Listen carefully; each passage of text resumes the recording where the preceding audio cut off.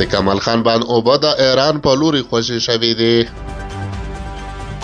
سلام ستړي مشئ پام وکړئ د ایران ټي وي یوټیوب چینل څخه تازه او مهم خبر ته. د کمال خان بند اوبه د ایران سیستان او بلوچستان ولایت په لوري خوشي شوې دي. د افغانستان اسلامي امارت ویان ذبیح الله مجاهد ویلي چې د وروستیو ورښتونو له امله د کمال خان بند کاسه ډکه شوې او د ایران حق آبا یې هم ورخوشي کړې ده.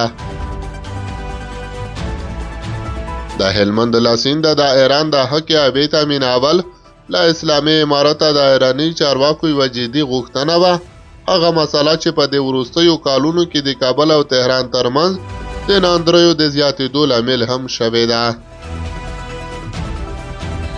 زموږ هڅې روانې دي چې په افغانستان کې اوبیزې زیرمې ډکې شي او هغه ژمنې چې له ایران سره یې لرو هم په پام کې ونیسو. د اوبو خوشي کول هم سم دي. له دې سره سم نیمروز کې ځینې کروندګر وایي چې د وروستیو وچکالیو له امله سخت زیانمن شوي او ټینګار کوي چې په لومړي ګام کې باید دوی د کمال خان بند له اوبو برخمن شي.